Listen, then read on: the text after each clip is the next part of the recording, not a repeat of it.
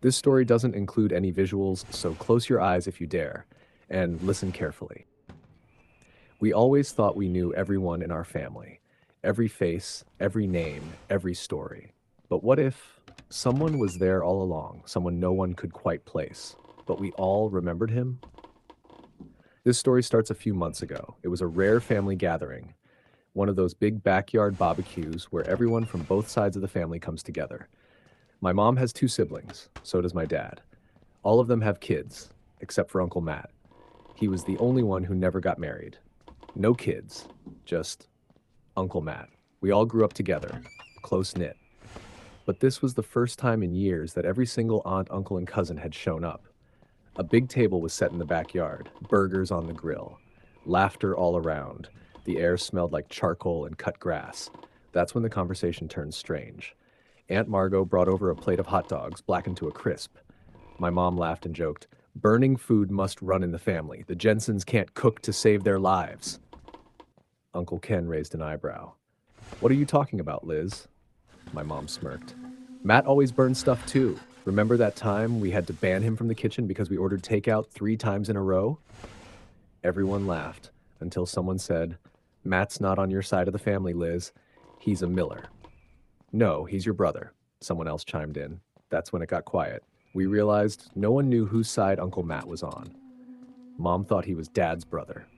Dad thought he was Mom's. Uncle Paul swore he was a cousin. Aunt June remembered him from childhood, but not in her family photos. We all just assumed. No one had ever asked. We laughed it off at first, some kind of inside joke. But then people started pulling out old photos, childhood pictures, family albums. He wasn't in any of them, not a single photo. That's when it turned from funny to unsettling. We tried calling him, but none of us had his number. His contact had vanished from our phones. Text threads? Gone. Call logs? Nothing. It was like he'd been wiped out digitally. That's when the panic started. We gathered around Aunt Margot's kitchen. She pulled out a whiteboard and started writing down everything we could remember about him. Tall, no mustache, bad at math, loved Jim Carrey movies, always wore sneakers, talked in riddles sometimes, but no one could describe his face. I saw him last week. He came over to help me with homework. But the harder I tried to picture him, the more it slipped away.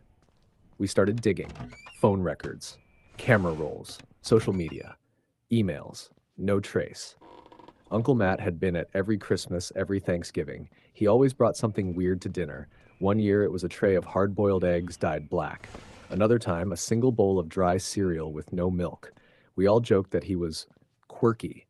But now, it wasn't funny anymore. Someone remembered him standing in the kitchen for hours, just stacking bowls and unstacking them.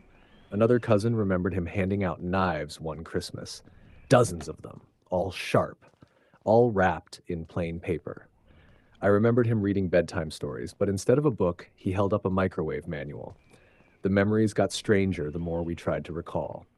Then came the part that still keeps me up at night. We woke up the next morning after staying at Aunt Margot's.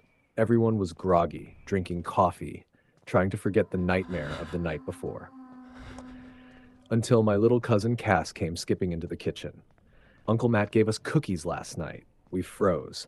"What did you just say?" Uncle Andrew asked, his voice cracking. "He came downstairs and gave us cookies. Put on a movie too. Then he went upstairs to see you guys." We looked around. 12 cups of coffee, 12 plates, 12 sleeping spots. There were only supposed to be 11 of us. We lined up in the living room. I counted. 1, 2, 3, 12, including me. But we were only supposed to be 11. Someone else was in the room, still, right there, with us. But we couldn't see him. We tried counting again and again, always one extra. That was the last time I saw some of my family take this seriously. Now they laugh about it. "Oh, leave out a plate for Uncle Matt," they say at dinner. Like it's a joke, like it's just a silly glitch in our memories. But I know better. I feel him sometimes. When I'm alone, when the lights flicker, when I hear a whisper and no one's there. And every time I start digging, every time I try to remember his face, the memories rot. They twist, they darken. He's hiding. He's punishing me for trying to find him. But I won't stop. Uncle Matt, whoever, whatever you are, I'm going to find you. And when I do, I'll finally know what's been sitting next to me at the dinner table my entire life.